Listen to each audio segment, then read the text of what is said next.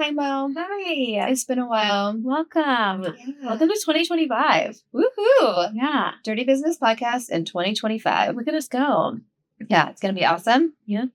And so we're just talking about how we're going to collaborate with so many fun business owners here in the Valley. I can't wait. That'll be good. Yes. So you put out a question on Instagram of things we could talk about today. Yes. I got a whopping 2 answers. Okay. So let's roll with those. All right. One of them was for finances, and the other was Google reviews. So I'll just kick off Google reviews because I recently just rebranded my marketing business. And so I've been like deep in the whole Google business profile optimization, and Google reviews are essential. Like, I'm not the type of person to look at a Google review, but I know a lot of people do. Yeah. And so when you don't have any Google reviews, it's like, are you even a business? Should I trust you with my money in my business? So I've been shipping all those out to anybody who I've done business with over the last year to try to get some Google reviews to boost up my existence on Google. Well, because too, like I think you sent one to me, and I gave you a review. It was fabulous. You're so kind. But it's not that I wouldn't have wanted to give you a review. Yeah. I just didn't think to. Yeah. So because again, I don't think you and I are those people who look at Google reviews. No. So I don't even think about like, oh, I should go leave you a Google review after I sit in your sauna for an hour. Right. It just doesn't cross my mind. So I think that should definitely be part of a system that is set up with your business, like how you have the automated thank you emails or whatever. You should definitely sneak in that little link of don't forget to leave us a Google review. And more than that, everyone's happy to do it. They just don't think about it. Exactly. So that I didn't like you. Or sometimes I've even left a place and I have every intention to leave a review and then I forget. Yeah. Life goes on. And like later, man, I'm sure I'm not kidding. Moral of the story, just don't forget. Don't be afraid to ask for someone to leave it for you. You know, I do look at reviews when I'm out of town. Yes. Because it's kind of like word of mouth in that particular location. Yes. Like when you don't know anybody in that area. So then I'll go off of other people's. Or Amazon, I don't buy anything that doesn't review. See? Or a high review, right? Yeah. So I think reviews are super important. I think so too. But they are for Google, right? SEOs? Yeah.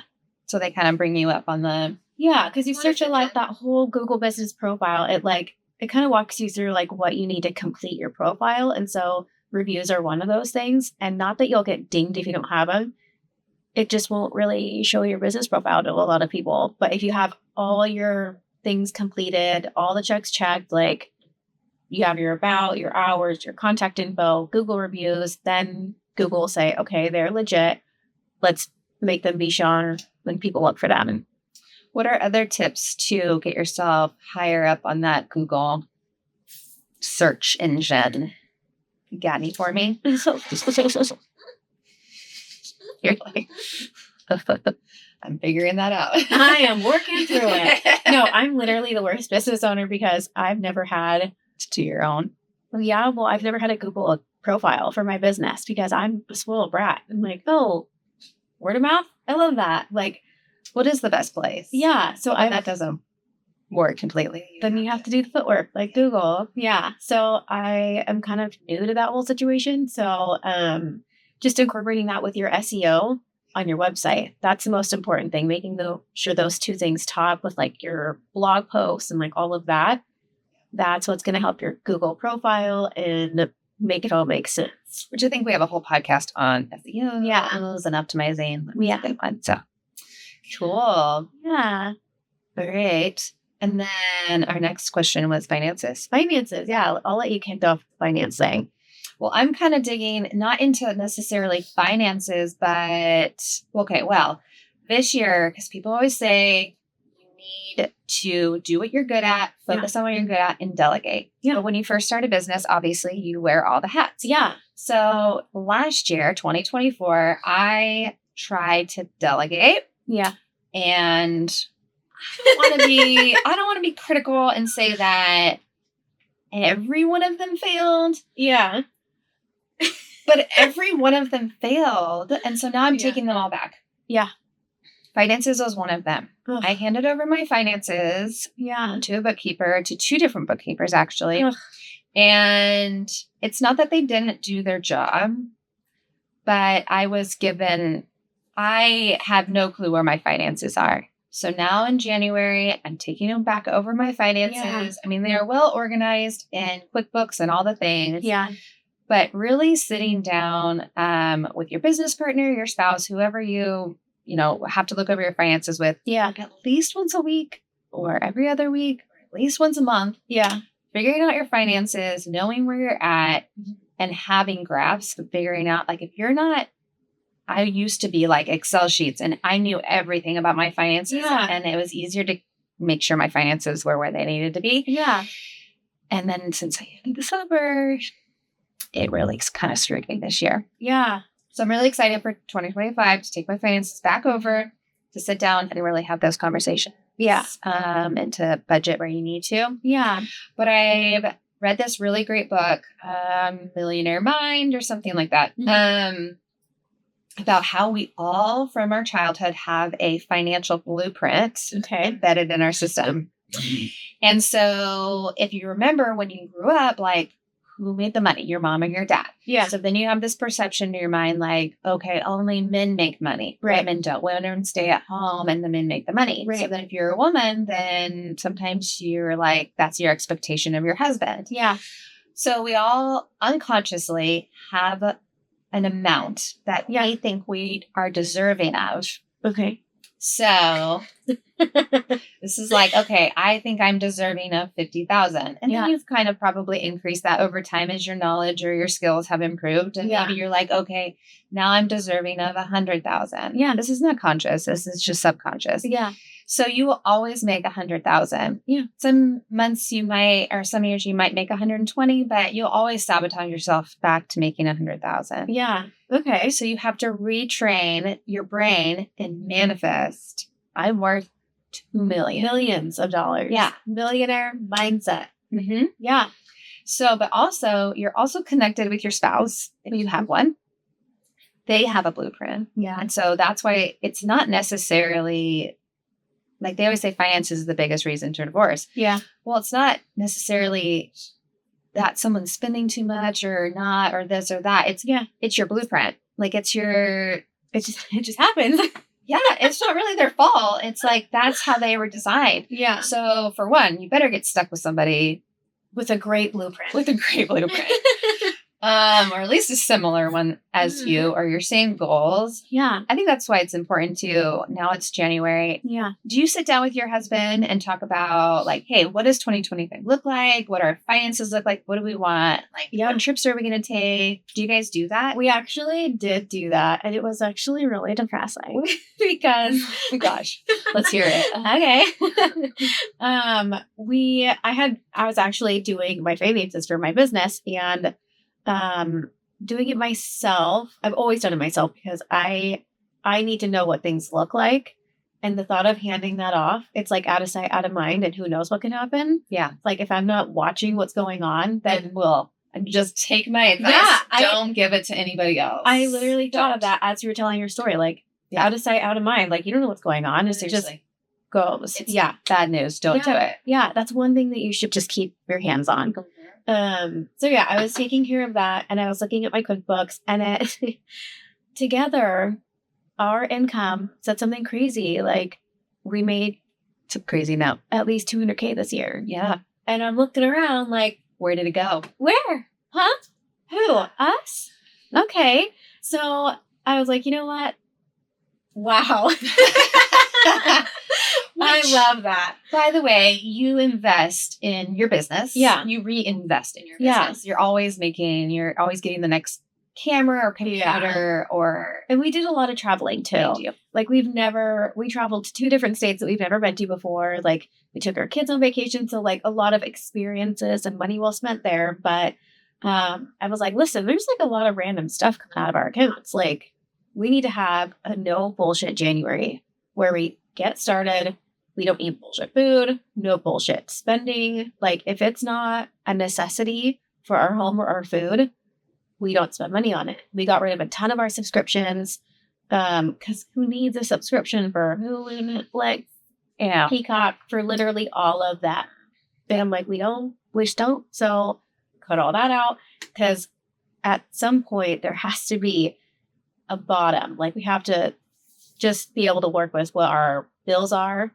And we should have those covered like easy. But it's all the bullshit that gets spent. Like, so I actually essential. It's a business right now. I know. Okay. But I don't remember who it was. I did hear something great and it really did click. They were like, okay, you're going through your finances, doing exactly what you just did. Yeah. And they're like, people will be like, you spend too much money on coffee. Never. And the thing is if that coffee in this cup from these people makes you happy, it's going to save you $1,000 a year. Yeah, maybe. That's pennies in the grand scheme of things. Like, don't get rid of the one joy in your life. And that's what he was saying. He was a financial advisor. He's like, that's ridiculous. Stop looking at like the small things like that make you happy. Look at the big things. Like $80 golf rounds 3 times a week. Yes. Look at the bigger things. Like, let's go down to once a week, right? Like, it's once a month. Stop looking at the like little things is what he's saying. He's like, these things bring you joy. Yeah. You got to think big picture. Yeah. And retrain your blueprint to be a millionaire. Yeah. Not worry about your coffee. No, sorry about my cold brew. I can't get any more. Because I feel like that's everyone's thing is like, oh, I spend a lot of money. Yeah. Oh, I'll just don't get coffee. No, you won't, because then you're going to keep doing it. But you're still going to have those expenses that you should have cut out, but you didn't because you said you're going to cut out your coffee, and then it's February and you're getting coffee again. Yeah. Yeah. So when you have these conversations with your husband, how does it go? Like, is it pretty mutual? It goes over like a furniture. No, the feeling of where the F is all of our money is mutual. Yeah. And for the most part, the feeling of like, okay, 3 golf rounds a week, excessive, like tone it back. That's mutual. All of it is mutual. It's just, it's like little things. Like we should be shopping at Winco and not Fred Meyer. And like, I'm going to bring that up next time. That's my joy. Pulling up to Fred Meyer, popping open my trunk and them delivering my groceries. That's my joy. I'm not cutting it out. That's great. I used to have Costco delivered to my house. Yeah. I did add it pandemic style. And it was like $70 more every time. Yeah. And when your bill's already like $400. It gets, You know, like, if you order, were you ordering through Instacart or on the, order? Because Instacart adds. Yeah. So like if you have $7 eggs, by the way, I'm getting my chickens back. Holy shit. I got rid of my chickens too. For what? To pay $12 for a carton of eggs. Oh my gosh. That $20 bag of feed was really worth it for my eggs I got. And I usually shop at Costco. So like I get like 2 dozen for like $7. And I do the pasture raised and all the good things, right? I can eat eggs. It's for my family. But I'm getting my chickens back. But then of course Costco had some like salmonella thing. Allegedly. I know. Convenient. And so then I had to go get eggs somewhere else, and it was $8 for 12. Easy. I'm pretty sure I just paid $10.99 for a 12-pack. Okay, this is the little things. We're going to be millionaires. Eggs, schmegs. We're going to be fine. So I really need to sit down, though, and figure out why my blueprint is the way it is. It's very deep-rooted. How do we figure out our blueprint? It's very deep-rooted in what you truly feel is your abilities. Okay. Kind of like when you first started out your business. Yeah. You were only charging, what, $500? Barf. $250. Yeah. That's terrible. Isn't that awful? Yes. Ugh. Because that's what you felt your worth was. Right. So, yeah. Retraining your mind. I think it's really hard for people pleasers, though. Yeah. Or people who second guess their entire lives every 5 minutes, every month. Yeah. So, yeah. Let's do that. 2025 is going to be great. We're going to be millionaires in 2025. Retrain my brain. Bottom line. We're going to be making that bank. Yeah. Because we can. I think being in my industry, I mean, your industry too, but it's like health and wellness industry. So people come in and they tell me their medical issues. Yeah. They tell me that their finances, and I'm pretty much hear their whole entire life story. Yeah. Then we become best friends. Yep. And then I want to help them. And I'm like, I already know they're spending money on this, on this, on this. and then your business ends up in their wallet. Your heart ends up in their wallet. And you're like, I'm going to cover A, B, and C because they're already spending this much with me. Whereas if you're going to go to Costco, Costco doesn't give a shit how much money you're spending on your membership. They're not going to give you free groceries. Yeah. So we're not doing it. But then the outsiders that don't have financial issues, they get word and then they expect me to give them all free things too. And it's like, when they're happy paying full price for everything. yeah. Yeah. And then I feel taken advantage of. Yeah. So I can't continue to have a successful business and help a ton of people if I keep giving everything away for free. Because then I'm just going to go broke. The business is going to shut down. It's not a charity. Right. Yeah. The business is going to shut down and then I don't get to help anybody. Yep. So I have to retrain my brain and to think of it that way. And that you're not a bad person for charging people for your services. Right. That you spend money on yourself. Right. Yeah. I spend a lot of money on this facility. I know. And I'm trying So to make many it things. better and bigger and offer more things and accommodate more people. And I really do want to help people. And I have to change my mindset. Not I can't help people if my business shuts down. Even if you don't spend a dime on a new project you're doing, you are still taking your time and energy away from yourself, your family, like everything. And that is worth so much money. So, and that's worth your time that you're never going to get back for building a freaking shed. You know, like you're not getting that time back. So you need to be charging people to fix that little gap. Yeah. I don't know if the person who asked us about finances wants to know any of that. No, I don't know, but there it is. What other thing about finances? Well, owning your own business, your finances are like a balloon. They're going to be really big one day and blown up and full. And then one day they're going to be small and shriveled up and all used up. And then they're going to inflate again and get real big and amazing and look at my cute balloon. And then they're going to go back down to nothing. And you got to be able to ride that wave and take some of that and save it for when you have this little saggy balloon. Yeah. Being an entrepreneur without panicking. It's definitely a roller coaster of finances. Yeah. Absolutely. You have to kind of look at your finances over a year, take the average, and then only pay yourself that average. Which is really hard when you're doing good. It is really hard. Yes. But there is going to be a down point. Like, who wants to do a cold plunge when it's 28 degrees outside? Nobody. So that's when my business goes. Yeah. But I should expect that and plan for it. See, that's my blueprint. I know the wave and I refuse to ride it. If business is amazing, like, I'm booking trips, I'm going out of town, like I'm taking advantage of this because who knows when it's going to be back, instead of like, I need to put some of that aside because who knows when that's going to be back. Like, that's my blueprint. And that's my little cycle I'm always under. So when I'm not making 5 figures a month, I'm like, oh shit. What am I doing? Where did all my money go? Well, I think reinvesting in a business is good. Yeah. I think owning your own building is really good. Getting into the real estate aspect. A lot of people throw their money away to rent. Yeah. What are the little financial tidbits? That's what we should do in 2025.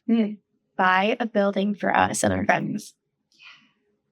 Honestly, this is the time to buy. People say it's not. Yeah. But nobody's making offers right now. Yeah. So I am very connected in the real estate world with all the people. Everybody. And they are buying right now because, I mean, I have a friend who just bought a duplex for $125,000. Yeah. I mean, nobody's making offers. So really, if you want to buy something, just make it. Yeah. Otherwise, when the interest rates go down, more people are going to get in the market. And then you're going to have more competition and you're not going to get a good deal. Yeah. So.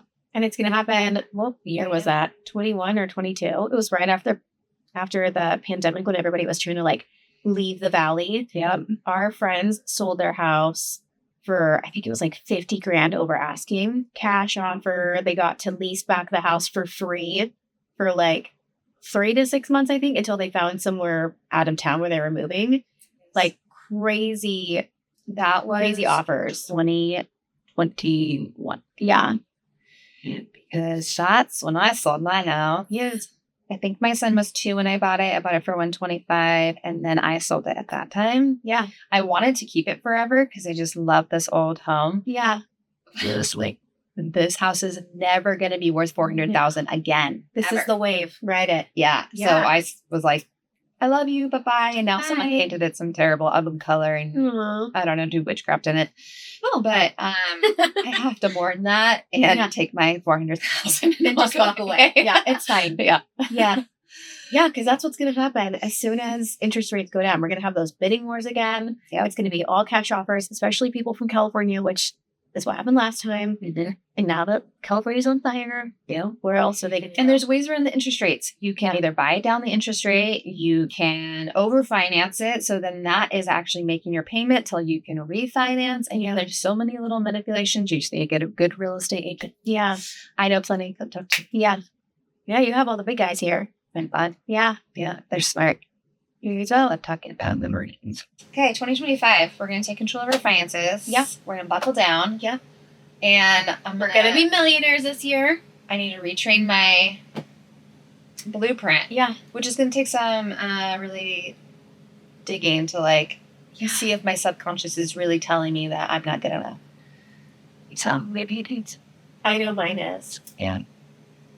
I think that's why I rework on my stuff every 5 minutes. Because I'm like, well, maybe it just wasn't good enough the first time, or the 5th time, or the 6th time. So I'm just going to redo it again. Yeah. Because I know it'll be better. That's the thing is go out and talk to any millionaire, go out and talk to anybody who owns businesses. Yeah. And they're all as full of shit as you are. Yeah. Like that's not true. We're all very talented. Yeah. And we all have something to offer. Yeah. It's just nobody out there is better than you. You get bad degree. Some people are just better at talking themselves up to themselves. They've already retrained their blueprint. Yeah. Yeah. It's just a confidence thing. Mm-hmm. Yeah, you just got to be confident. Some people are more confident, even though they might go home and cry at the border and think that they're not good enough. They're really confident in front of people. I just need to get better at not caring. Yes. 0 F's to give. That my tribe is out there who loves me, and then the ones who want to take advantage. We're going to weed them out this year. Yeah. I will find them.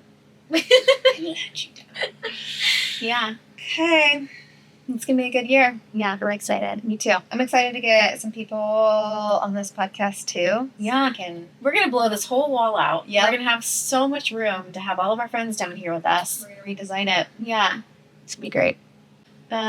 We'll definitely, what do you call it? Track the progress of our renovations down here. Mm-hmm. Yeah. So that we can show everybody what we're doing. Maybe get a schedule together. Yeah. Start scheduling podcasts with us. Yeah. Get on our books. Yes. Yep. I'm excited. Well, okay. Happy New Year. Happy New Year. See you next time on the Dirty Business Podcast.